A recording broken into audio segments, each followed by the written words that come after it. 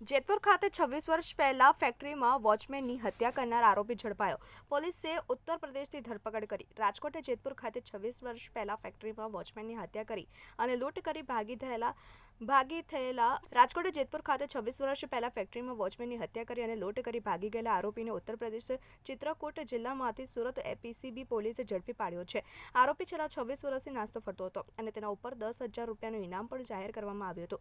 પોલીસે આરોપીની ચિત્રકૂટ જિલ્લાના દદુઆ ડાકુના વિસ્તારમાંથી જીવના જોખમે પકડી પાડ્યો હતો. આરોપી 26 વર્ષ પહેલા રાજકોટ જેતપુર વિસ્તારમાં ટાઇલ્સના કારખાનામાં કામ કરતો હતો. તે દરમિયાન તેઓના વતન તરફના મિત્ર વિરેન્દ્ર તથા કારખાનાની આજુબાજુમાં કામ કરતા અન્ય 2 ઈસમો સાથે ભેગા મળી તેઓના શેઠના કારખાનામાં ચોરી કરવા માટે ગયા હતા. આ દરમિયાન વોચમેન આવી જતા તેઓએ વોચમેનના હાથ પગ બાંધી પથ્થરની મોઢાના ભાગે મારી તેની હત્યા કરી હતી. હત્યા બાદ આરોપી પોલીસને બીકે તેના વતન નાસી ગયો હતો, પરંતુ પોલીસ પણ તેને શોધવા તેના વતન આવશે તે પહેલા તે વતનથી પણ નાસી જઈ દિલ્હી ખાતે મજૂરી કરવા લાગ્યો હતો અને ત્યારબાદ અલગ અલગ રાજ્યમાં મજૂરી કામ કરતો હતો અને આટલા વર્ષો બાદ ફરીથી તે પોતાના વતન ખાતે આવીને રહેવા લાગ્યો હતો. આ દરમિયાન સુરત પીસીબી પોલીસે તેને ઝડપી પાડ્યો હતો.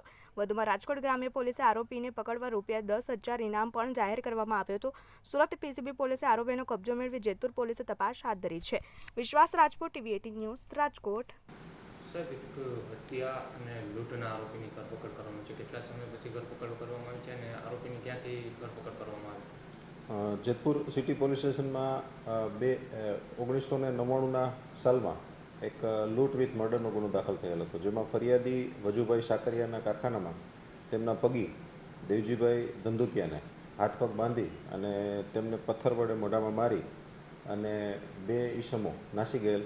તેમણે રોકડ રકમ તેમજ તેમની મોટરસાઇકલ પણ સાથે લઈ જતા લૂંટનો ગુનો દાખલ કરવામાં આવેલો હતો અને જે ભોગ બનનાર છે એ પણ મરણ જતા 302નો ગુનો દાખલ કરવામાં આવ્યો હતો. લાંબા સમયથી ગુનો પેન્ડિંગ હોય આરોપીનું 70 મુજબનું વોરંટ કાઢવામાં આવેલું હતું અને આરોપીને નાસ્તો ફરતો જાહેર કરતા આરોપી મૂળ ઉત્તર પ્રદેશના દાઉકા ડેરા ગામનો છે.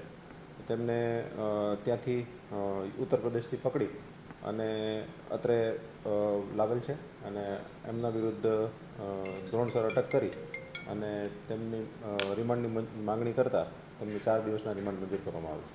જે આરોપી છે તે 26 વર્ષ બાદ પકડાય છે, એમના ઉપર ઇનામ પણ પોલીસે જાહેર કર્યું હતું. હા, જે આરોપી છે એ લાંબા સમયથી નાસ્તો ફરતો હતો એટલે એમના ઉપર 10,000 રૂપિયાનું ઇનામ પણ હતું અને તેમનો જે પકડવા જવાનો જે વિસ્તાર હતો એ પણ ખૂબ માથાભારે વિસ્તાર હતો. ત્યાંથી પણ પોલીસ ત્યાં જઈ અને તેમને ઉપાડી લાવી છે અને તેમની ધોરણસર ધરપકડ કરી અને એમની રિમાન્ડ લેવામાં આવી છે.